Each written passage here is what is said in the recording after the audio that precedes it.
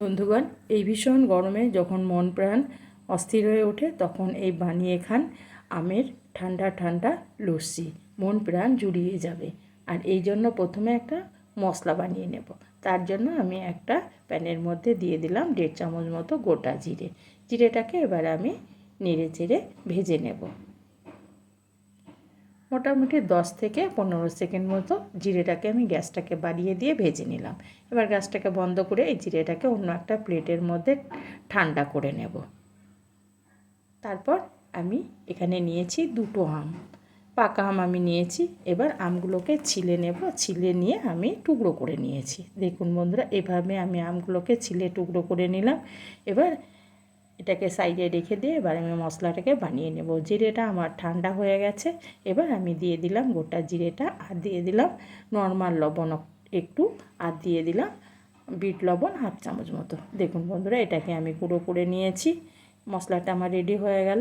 ওটাকে সরিয়ে রেখে আবার একটা মিক্সিং জার নিয়ে নিলাম। মিক্সিং জারের মধ্যে দিয়ে দেব আমের টুকরোগুলোকে। আমের টুকরোগুলোকে দিয়ে দেওয়ার পর আমি এখানে দিয়ে দেব চিনি। যেহেতু আমটা আমার মিষ্টি আছে, সেই জন্য আমি এখানে মোটামুটি 3 থেকে 4 চামচ মতো চিনির ব্যবহার করব। এটাকে আমি পেস্ট বানিয়ে নেব।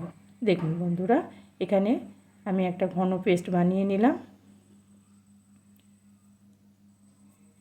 এবার আমি নিয়েছি এখানে আমার ঘরে পাতা টক দই। আমি 1 বাটি টক দই আমি আগের দিন বসিয়ে রেখেছিলাম। সেখান থেকে আমি মোটামুটি বড় চামচের 4 থেকে 5 চামচ টক দইটা আমি দিয়ে দেব। 5 চামচ টক দই আমি এখানে দিয়ে দিলাম। দিয়ে দেওয়ার পর আমি এখানে দিয়ে দেব বরফের কিউব। মোটামুটি 2-3টে আমি এখানে ব্যবহার করলাম। আপনারা এখানে কম বেশি নিতে পারেন। এবার দিয়ে দিলাম যে মশলাটাকে আমি গুঁড়ো করে রেখেছিলাম, সেখান থেকে 1/2 চামচ দিয়ে দিলাম। এবার আমি এটাকে ঢাকনাটাকে দিয়ে শুধুমাত্র একবার ঘুরিয়ে নেব। একদম বেশি করে ঘোরাবো না, তাহলে কিন্তু দইটা অনেকটা জল কেটে যাবে। দেখুন বন্ধুরা, এখনও গাঢ় আছে। এই অবস্থায় আপনারা একটু দুধের ব্যবহারও করতে পারেন। আমি এখানে দুধের ব্যবহার করব না, তাই সেই জন্য এখানে আবারও আমি 5 টুকরো মতো বরফ দিয়ে একটু গ্রাইন্ডারটাকে ঘুরিয়ে নিয়েছি। দিয়ে আমি 2টো কাপ নিয়েছি, বড় কাপ। এই কাপের মধ্যে আমি লস্যিটাকে ঢেলে নেব। দেখুন ঘনত্বটা এই রকম হবে।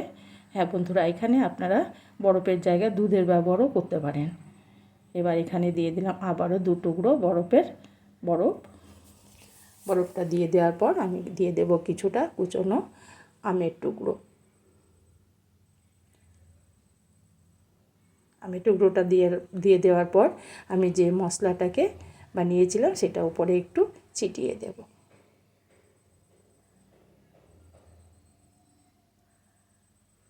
এইভাবে আমি 2টো কাপের ভরে ছিটিয়ে দিলাম। দেখুন বন্ধুরা, এবার এই ঠান্ডা ঠান্ডা কুলকুল পান করুন।